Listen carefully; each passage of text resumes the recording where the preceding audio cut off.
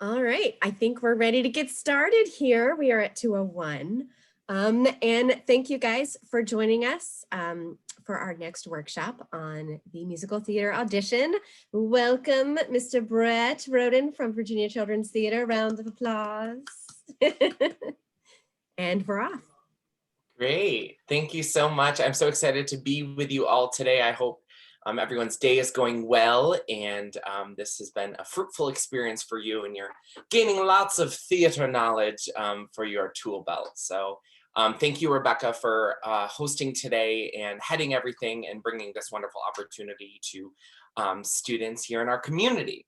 So I'm going to do sort of a crash course of the musical theater audition today. This is going to be a 30-minute version of that, which is very ambitious of me, but I'm going to throw everything right in here. So I'm super excited to do those things. I'm also going to throw in some things that I noticed in your auditions to sort of, so all of you can take some things back and use them for your repertoire as well. So I'm going to start. The biggest thing about the musical theater audition or auditioning for a straight play is the preparation before. The actual audition is like 5 minutes of the time, but everything else is where it comes in beforehand. So I'm going to start first of all with picking your song or monologue for an audition. So I have a few questions that I want you to think about when you are picking your song and monologue for an audition. So what show are you auditioning for? What is the style of this piece? Try to find works by the same composer or playwright. So if you are auditioning for a production of Into the Woods, then you may want to sing some Sondheim because it shows off stylistic things. That's also a very complex musical theater piece. Also very complex music that Stephen Sondheim wrote. So it's always nice as a person on the judging panel to hear something from that composer, to know that you can do that demanding music. Consider the role that you're auditioning for. So if you're auditioning for a role that is 15 or you're auditioning for a role that is 30, make sure that you're singing something and acting something that's age appropriate for that role. Also, a few other things to consider. Vocal range. So obviously, if you're auditioning for a role that's a tenor, you're going to want to sing a tenor piece. Another thing to think about is character type. So if you're auditioning for the ingenue, bring something in that's the ingenue. If you're auditioning for a character role, bring something in that's a character piece so that we know you can do those things. Vocal type. This is another big thing in music theater. We have golden age music theater. We have contemporary music theater. We have pop rock. In our modern day and age, we've almost branched into this sort of pop contemporary, like Dear Evan Hansen. It's almost out of music theater. It's almost just straight pop. So think about what show you're auditioning for and what vocal style you're going to be singing. So if you're auditioning for Joanna in Sweeney Todd, you're going to want to sing something that's legit music theater. If you're auditioning for Pippin in Pippin, you're going to want to sing something that's more contemporary music theater to show the judges that you can sing that specific style. So the next thing, so that's picking your song, picking your monologue. The next thing is making your audition cut. This is crucial. You can pick all of those wonderful things as far as your age, your vocal type, your character type. You can pick the perfect song, but if you don't have the right cut, that's where people go wrong. So a few different things to think about when you're creating your audition cut. This is crucial. So if you're auditioning with a ballad, you're going to always need 16 bars of the ballad because a ballad is a little bit slower, so we want less measures. The other thing is if you're doing an up-tempo, then it's 32 bars because you go through that a little bit faster, so we want the duration to be a little bit longer. Now, if it's a little bit over 32 or a little bit under or a little bit over 16 or a little bit under, that is okay. You want to get your full dramatic arc in. Whatever that specific section is that you're doing, that's totally fine if it's a little bit over or under. You have a short amount of time in your audition, especially if you're doing a 16 or a 32 bar, to show us everything that we want to hear. So you want to make sure everything that we want to hear is in that cut right there. So a few things to think about. and a few things that we do not want. So one thing is, don't bring in a verse. So if you just sing a verse of a song, typically there's not much, we're working through a section of the storyline, but we're not necessarily getting anywhere yet. We're just introducing some feelings or some conversation that's happening. If you have a short verse and then you repeat to the beginning, that's another no-no, just because we're hearing the same thing over. Even though the text may be different and the story may be different, you're hearing that same vocal line over, so it doesn't really show us anything more. What we want to hear is the big climax on the end. Now, this doesn't mean that every audition you want to sing that ending thing and scream at the judges with the big ending belt part, but you want to show the part that shows the most. You want to show that climax there, and you want to also start with something more gentle so we can work through that climax. We want to see you evolve a character. We want to see you start with something and then build to something and then come back down at the end, or stay there if that's what the piece does. So typically this is about the last 50 to 60 seconds of a song that will show us that ending part to make sure that we are getting to know what you can do. We want to hear that big ending part to make sure that you can vocally do that. We want to make sure that you can express that as well. So I have a few examples that I'm going to show you here, and I made a little playlist to share with you. So the first example I'm going to use is from Dolly Parton's musical 9 to 5. So this is Get Out and Stay Out, the ending big number that Judy sings, that is sort of her revelation at the end of the story. So if you're singing this piece, there are so many different sections of this song, which are so awesome, but the ending part is really her breakthrough. And this is what we would want to hear if you are auditioning for 9 to 5, or if you are auditioning for a contemporary musical theater piece. This is a great number to show that belt, if this is your type, if this is your age. So for this song, it's about the last minute, and I'm going to show it to you right here. It's the last chorus of the piece, and then it goes into the big ending.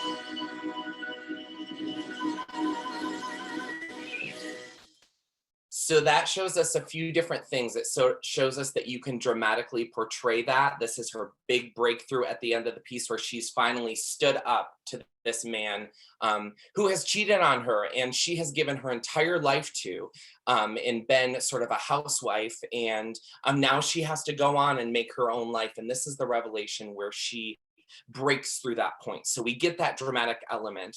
We get that sustained pitch at the end, that you have the support to sustain that. That is crucial that you have that. And we also get that big belt at the end. There are multiple notes in that ending section. I think it goes up to a D or an E, which is the ending note in Defying Gravity. It's not easy to be belting that pitch. So we want to make sure that you can do that as well.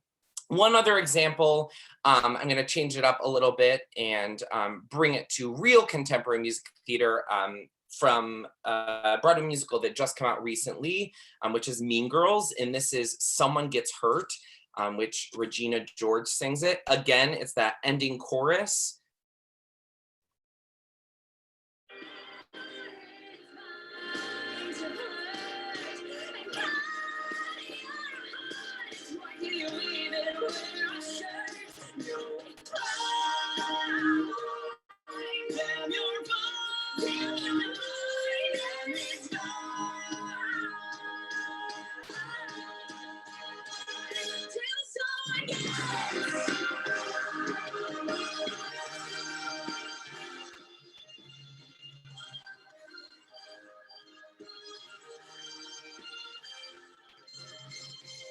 Till someone gets hurt.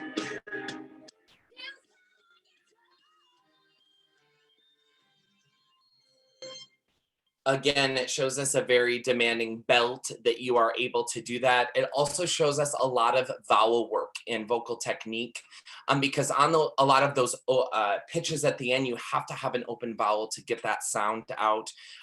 So as a judge, you're able to see if that character can do that. And the same thing with the dramatic arc right here. This is the big ending to the song.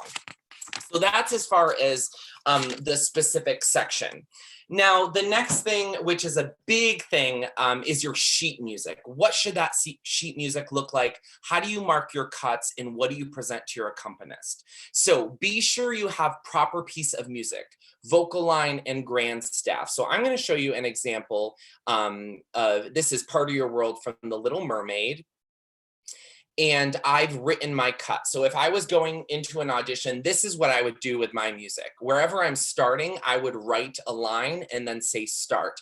I would cross off what came before. This is the only time that writing with pen in a score is okay. I even prefer, as accompanist, use a color. Use a red pen, so then I know exactly it's going to jump right out at me. Make sure it looks clean. And so you'll see that I'm starting right here. This is, again, the big ending of Part of Your World.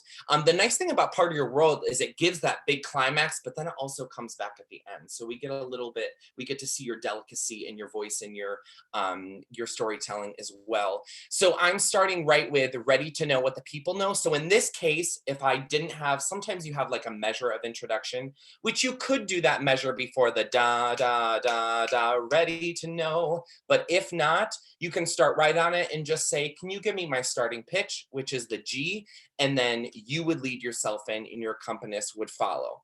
A few other things that I have written here. So you'll notice when you do Explore That Shore Up Above, you're just holding a line, but it's really nice to have a rallentando or retard right there to slow down a little bit for the dun, dun, bump before we move into that big dramatic pause right there. So circle that so your accompanist knows that you want them to slow right there so you can really sustain that pitch. The most beautiful thing in music theater is silence.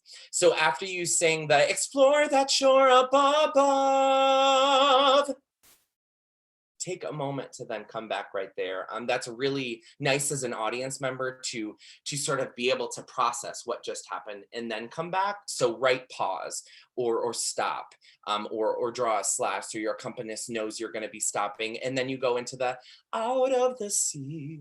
And then if there are any other markings there that you need to write, go ahead and do that. You notice there at the end, for the Part of Your World, we go back into the tempo. So circle that. That just means that we're going back to the tempo that we had before. And then I just wrote end here. Obviously, it's the end of the song, so the accompanist knows that. But if you're doing a cut within the song, do that same thing at the end. You're ending, and then make sure you say end. If there are any other measures on that page, just simply cleanly cross them off so your accompanist knows there. So that's what our music should look like. Make sure I don't have any other notes here. If there's a coda, this is a big one. So if you have a coda within your audition piece, which means that it will have a coda sign and then you're going to a different part in the song, what I would prefer as accompanist is go back and copy those pages so it can be laid right out so the accompanist doesn't turn back and forth.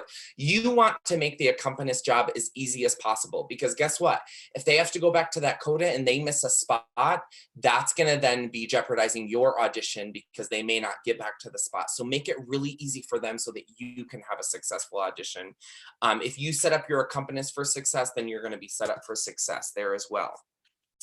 One other thing just to make sure, and you would think that this is sort of obvious, but sometimes it's not always obvious. Lead sheet and chord sheet is not appropriate for an audition.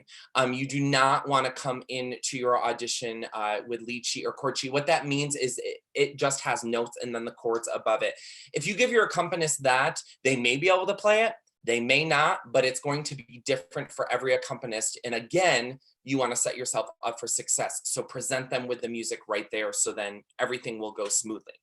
Next up, number 4 with our audition, pre-audition preparing, is dissecting your monologue in song. We can have all those preparatory things. We can have the right cut. We can have the right type. But if you don't tell a story when you're auditioning for us in musical theater, we don't have anything to work with. If we're not giving our audience a story and we're not telling a story, then we're just simply listening to a song. We could just listen to it on the radio. We don't need to be watching you. So we want to be watching a story. So a few different things to think about to dissect your monologue and song before your audition. These in some of these things, this is where as I was watching some of your submissions, I took some notes to give you all some feedback. So my biggest words of advice is, what is the conversation? What conversation are you having? Are you having this conversation with someone else? Are you having this conversation with yourself? Is this a larger conversation, or is this a more intimate conversation? That's going to make a huge difference when you're singing a piece. There has to be some sort of conversation going on while you're singing, or we're not getting a story from you. What happened right before that led you into song? This is the beauty of musical theater and why we have musical theater. The reason why we go into song in music theater is because the drama and the storytelling got so in depth that then lead us into a song. That's what musical theater is. So what conversation, what scene, what dialogue happened right before your song that dramatically led you into your song? You have to think about that. If you're singing a standalone piece for a recital or for an audition, you have to make sure you know your whole show, because you have to know where your character is at this point and what's happening in your storyline. So your job is to take what happened right before that song and then take us through the story in the song to make sure then it leads to what happens after the song. If you don't take us through that storyline, then we're sort of left hanging then when we get back to the script, what's happening right after the song. So make sure your job as a character is to take us through a beginning, a middle, an end, lead us up to that climax in the song from what happened before and what we're leading to after. Make sure, this goes into what I just said as well, make sure to dissect your piece, split it up. There's many different sections in a song. If it's just one thing happening the whole time, there's not much dramatic storytelling happening there. So make sure you have a beginning, a middle, and end, and you're taking us through that evolution there. Create those different moments throughout your song. And then again, know your character, know your story, know your world. Time period is huge. If you are singing a song during a story that takes place in 1960, that's going to be a very different time that our world is in versus 2020 or versus 1920. You have to think about those things to make sure that the period of the piece is accurate with what your story is doing. Again, your age of your character, that's going to make a huge difference there. My biggest advice for any performer when working on a new monologue or a new song is make a personal connection to it. If you can't make a personal connection to the piece that you're doing, you should not be doing it. You're not ready for it yet, which is okay. So make sure whatever piece you're singing, and maybe, again, for example, let's use Get Out and Stay Out from 9 to 5. Judy just got a divorce. She's going through a plethora of things. You may not have had a divorce, which is okay, but your heart has been broken, or you've lost someone who's been important to you. So you can relate dramatically to it in a different way. So you have to take that personal connection, because then it's going to come across genuine and it's going to come from the heart. And that's the biggest thing as a storyteller, to make that personal connection there. So always make sure you make a personal connection. My next thing with your audition cut, please rehearse with an accompanist before your audition, because you may be rehearsing with a practice track on YouTube, an instrumental track, a piano track, and every arrangement, for example, Part of Your World, there is probably hundreds of different arrangements of that song. So you want to make sure the arrangement of your song that you're bringing in is what you're expecting to hear behind you while you are singing. So if you rehearse with accompanist before your audition, you're going to, again, set yourself up for success, because you're going to know exactly what to expect. I know sometimes that's a money issue, but make friends with piano players. That's my biggest advice right there. Our next thing is your audition binder. This is another crucial part of the audition, to make sure that you have a proper binder. So Make sure it's a 3-ring binder. Make sure it's clean. It looks fresh. When someone comes into an audition and I'm playing for that audition and they set down a binder that is sloppy and ripped apart, I think to myself, this person's a hot mess.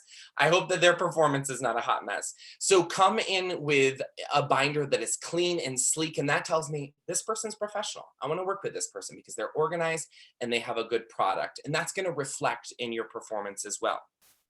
Never bring in loose sheets of paper and set that down. They could blow off the piano. It's hard to turn. Make sure it's hole punched in a binder. Never bring sheet music in a book.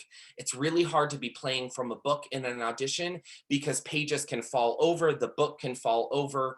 So make sure that it's hole punched in a 3-ring binder. Make sure it's a heavy hardcover binder, not one of those flimsy ones. I know the flimsy ones are more cost efficient, but they tend to flop back and forth and not stay open. So again, it's gonna fall over in the middle of your audition. Set your pianist up for success there. Make sure that your music is double-sided. That's huge. Because if every page your accompanist is having to turn, they're more prone to miss a note or not know what's coming next. So double-sided music all the time. If it's just two pages, then do 2 one-sided pages and have it open. So then the accompanist doesn't have to move it at all. That is also great.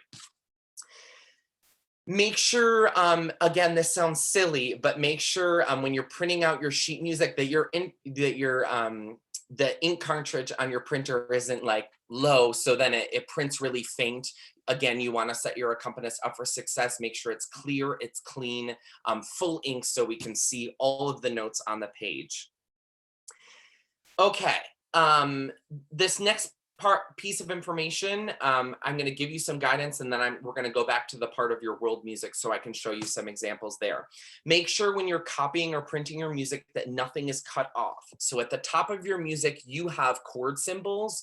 At the bottom of your music, you have a bass line. If your bass line is cut off, your accompanist is not going to know what to play in the bass line. At the top of that sheet, you have those chord symbols. That's important because sometimes when a accompanist is playing music, they may have never seen this music before. They may be sight reading it. And those chord symbols help the accompanist because they have knowledge in music theory. If they can't just read the chord right away, then they can look at that chord and they know that from their knowledge there. So I'm going to bring that sheet music back up and I'm going to show you that. So see at the top here, we have right at the top of the page above stand, you have a F major chord, then in the next measure, you have a C major chord over D, a D major chord, and so on. So that's what I'm talking about, those chord symbols up there. To make sure that you have, and then at the bottom of the page here, and you'll notice in my music here, it's almost cut off. So just make sure that it's not cut off there so they can see the bass line at the bottom of the grand staff. Again, you'll see the pop symbols at the top here, and then you'll see the bass line here. Again, it's almost cut off. So just be aware of that. Okay, next thing. We're doing good. We got 6 minutes here. The next thing is your table of contents. Again, this is an organizational thing that will come across very professional and keep your audition binder organized. So it's really important to have a table of contents in your audition binder. So I'm going to show an example here to you. This is something.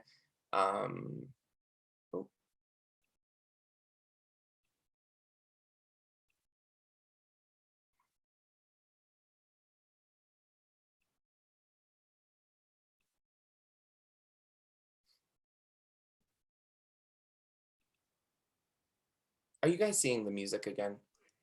No, we see your savemyaudition.com audition binder table of contents. Perfect, wonderful. It kept going back to the same thing and I'm like, this is not working for me. Okay, so you see here, this is from savemyaudition.com, great online resource. So at the top of the page, you have your name, you have your email, if you have a website, and then a phone number. I also prefer a headshot as well. It's just a nice extra addition to have a little headshot there at the top.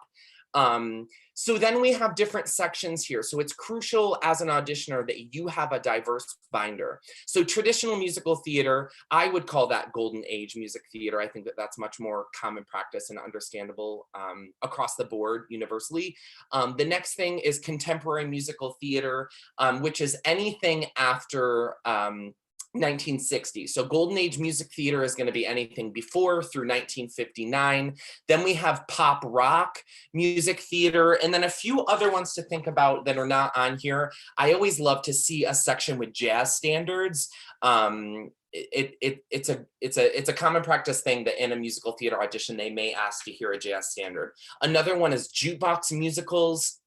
Another one is operetta. If you have classical legit training and you have some operetta in your audition book, that is awesome, because sometimes we have crossover there with like Pirates of Penzance. You're going to have some musicals that are operas as well as music theater. So that's a great extra thing to have. Sometimes people have a Disney section. If that's something, if their type is very Disney princess, great, add a Disney section there, show us things that you do well. Sometimes people will also have like a Sondheim section or a Jason Robert Brown section. If that's something that you sing well and you find that you're booking a lot of Sondheim gigs or Stephen Schwartz gigs, you're doing a lot of those shows, then add a section there that have those things as well. Make sure that those songs are numbered. It has the title of your song, composer, lyricist, and title of show.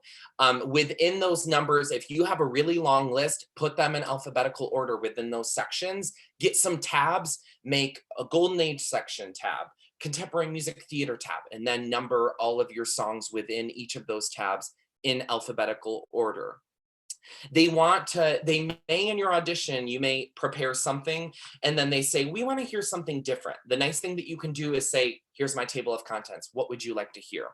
And then they may ask you to sing something else. That's the nice thing there. Sometimes in an audition, you're super nervous and you can't remember all your rep. So it's a great opportunity to have that written there. The biggest thing, my biggest advice with a table of contents is to make sure that there is nothing in your table of contents that is not audition ready. If you have something in that table of contents that is not audition ready, or you haven't coached in a year, or you haven't practiced in a few months, you're setting yourself up that you may not remember something, you may not have your best vocal technique. So make sure it's ready there, because then if they say, can I hear Greenfinch and Linnet Bird from Sweeney? And you're like, that's not really prepared. That doesn't look so professional. So just make sure that you have everything in your binder. And if there is a song that you haven't coached in a while and you don't have time to, just take it off for the audition that you're doing then, and then maybe brush it up for your next audition.